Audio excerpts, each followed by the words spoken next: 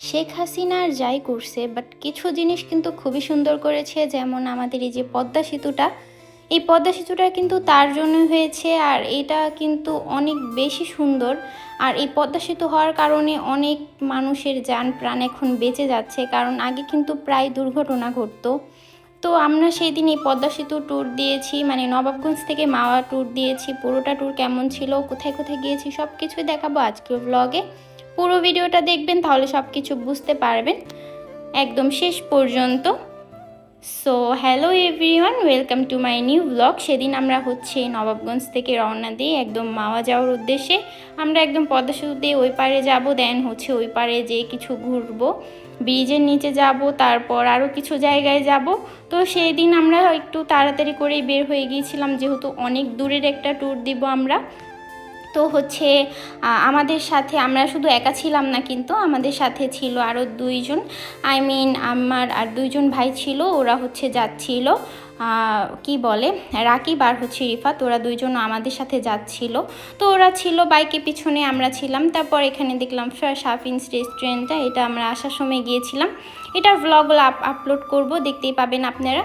তো এখানে আমি একটু ভিডিও ক্লিপ নিতেছিলাম। এটা কিন্তু অনেক দূরে এসে পড়েছি আমরা আমরা প্রায় বের হয়েছিলাম দুইটার দিকে বের হয়েছিলাম। তো বের হইতে হইতে একটু লেট হয়েছে। তারপর হচ্ছে আর যাইতে যাইতে তো অনেক টাইম লাগছে, কারণ হচ্ছে অনেক দূরের পথ, একদম মানে পদ্মা সেতু মানে বলতে গেলে অনেক দূর। তো এই তো বাইকে বসতে বসতে একদম মাজা টাজা ব্যথা হয়ে গিয়েছিল আমাদের সবার অবস্থা একদম, কারণ অনেক দূরের ট্যুর যেহেতু। তারপর আমরা সেখানে একটু বাইকটা থামিয়ে দেন হচ্ছে কি কি বলে যে ট্রেনের লাইন ছিল। তো এই ট্রেনের লাইনে রাকিব আর রিফাত উঠে একটু ছবি তুলতেছিল। তো আমরা আবার নিচে দাঁড়িয়েছিলাম, আমরা আবার উঠি নেই। তারপর হচ্ছে আবার তাড়াহুড়ো করে আমরা বের হয়ে যাই। তাহলে মানে আমাদের একটু ঘুরতে অনেক জায়গায় যাব, তো হচ্ছে একটু তাড়াহুড়োই ছিল, তাড়াতাড়ি করে সব জায়গায় বেশি লেট করিনি। তো হচ্ছে যাচ্ছিলাম বাইকে। আর এই মোমেন্টগুলো যে এত বেশি সুন্দর ছিল, আর এই ডে ট্যুরটা আমাদের অনেক বেশি মানে ভালো ছিল, আর অনেক বেশি এনজয় করেছি আমরা সবাই। পুরোটা সারাদিনই ধরতে গেলে আমরা বাহিরে ছিলাম, প্রায় 9-10 ঘন্টার মতো আমরা বাহিরে ছিলাম, বাইকে ছিলাম আর কি, জায়গায় জায়গায় গিয়েছি। তো একদিনে যে আমরা এত জায়গায় গিয়েছি মানে পুরো অবিশ্বাস্য একটা ব্যাপার। মানে আমার ফোনের চার্জ 100 করে নিয়ে গিয়েছিলাম, একদম লো হয়ে গিয়েছে। তো হচ্ছে এই যে এই রাস্তা দিয়ে যাচ্ছিলাম, আর খুবই ভালো লাগতেছিল, এত বাতাস ছিল, একটু ঠান্ডা ঠান্ডা ওয়েদার ছিল, রোদও ছিল না। আকাশটা দেখতেই পাচ্ছেন কি মেঘলা, একদম মেঘাচ্ছন্ন, বাট বৃষ্টি নামে নাই, একদমই বৃষ্টি নামে নাই আমাদের পুরাটা জার্নিতে। তো এখান দিয়ে যাচ্ছিলাম, দেখতেছিলাম সবাই বাইক নিয়ে যাচ্ছে অনেকে, মানে এই বাইক নিয়ে যাওয়াটাই পদ্মা সেতু সবচেয়ে বেশি সুন্দর। মানে আর যেভাবেই যান আপনারা, বাট যখন আপনার বাইক নিয়ে যাবেন এই ফিলটা পাবেন যে আপনার পদ্মা সেতু দিয়ে যাচ্ছেন, একদম চারপাশে দেখতে দেখতে মোমেন্টগুলো এনজয় করতে করতে একদম যাওয়া হচ্ছে, মানে অনেক বেশি সুন্দর। তো আমি এখানে তো ভিডিও করতে করতে একদম অবস্থা টাইট, মানে আমি এত ভিডিও করতেছিলাম, আর এত পরিমাণ বাতাস ছিল, আমার চুল সব একদম আঠা হয়ে একদমই হয়ে গিয়েছিল, জট হয়ে, মানে এত পরিমাণ বাতাস, চুলমুলের অবস্থা একদম 12টা বেজে গিয়েছে। তারপর এখানে ব্রিজ, ওভারব্রিজ সব কিছু দেখতে দেখতে যাচ্ছিলাম। আর আমরা মেনলি যখন বাসে যাই আমরা কিন্তু এতটা এনজয় করতে পারি না, বা এতটা কিন্তু দেখতে পারি না। বাট বাইকে গেলে কিন্তু পুরোটা ভিউ এনজয় করা যায়, পুরোটা মানে দৃশ্য এনজয় করা যায়, ভিডিও করা যায়, একটু নেমে সাইডে নেমে একটু ভিডিও ফটোশ্যুট করা যায়। তো এই জন্য হচ্ছে মেইনলি আমরা বাইকে করেই যাই। তো আমাদের ফোনটা হচ্ছে ওদের কাছে দিই, রাকিবের কাছে দিই যে ভিডিও করার জন্য।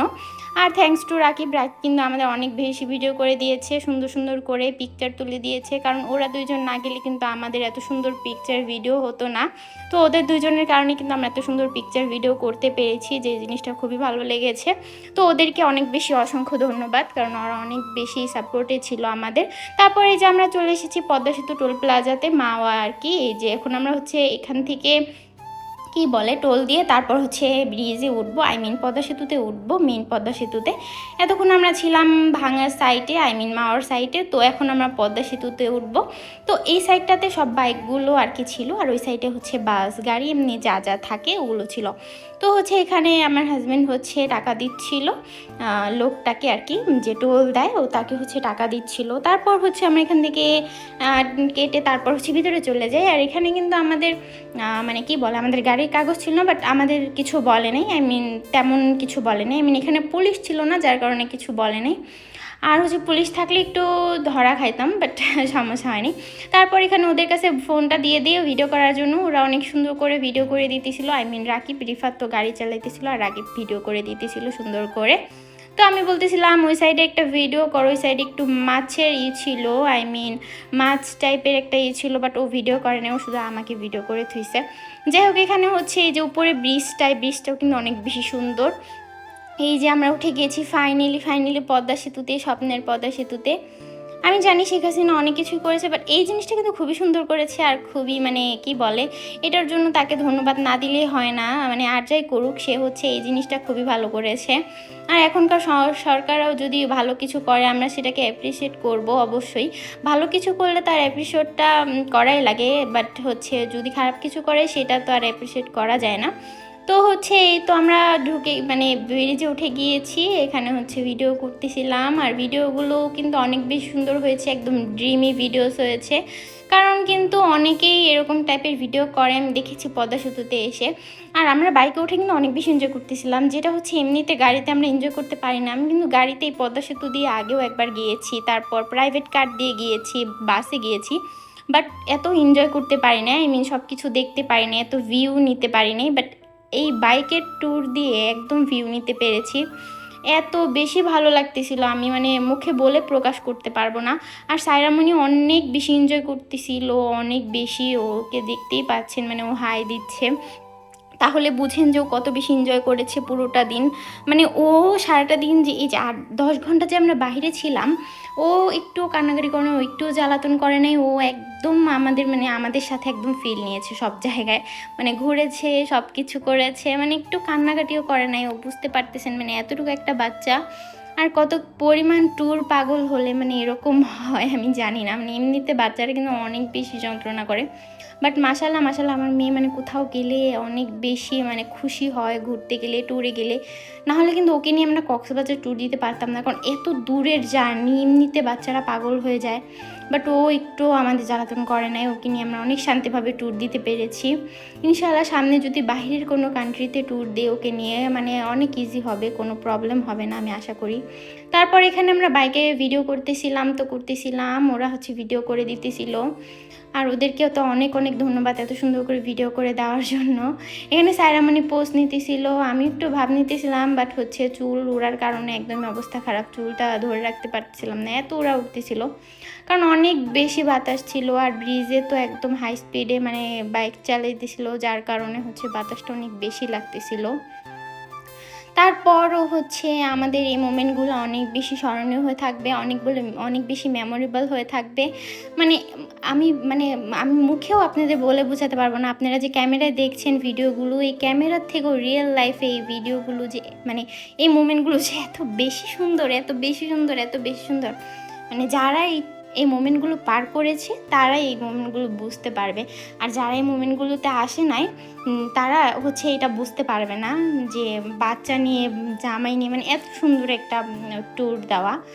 তারপর আমাদের কক্সবাজার ট্যুরটা অনেক বেশি ভালো ছিল, বাট তখন তো আমাদের বাইকটা ছিল না, বাইক নিয়ে এত এনজয় করতে পারিনি। বাট এই টাইমটাতে আমরা বাইক নিয়ে খুবই এনজয় করতে পেরেছি।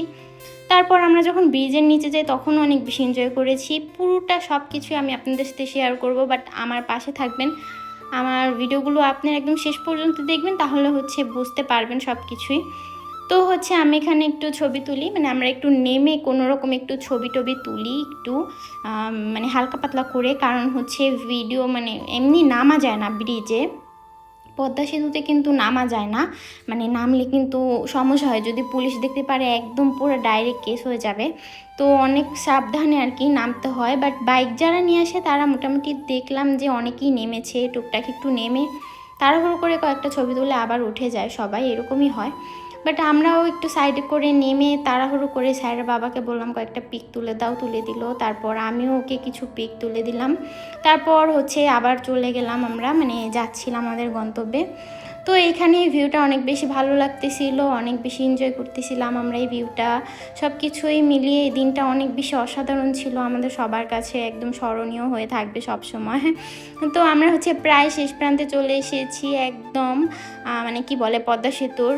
তো হচ্ছে এখানে আমি ওয়েদারে ভিডিও করতেছিলাম, কারণ এই ওয়েদারটা খুবই নাইস ছিল।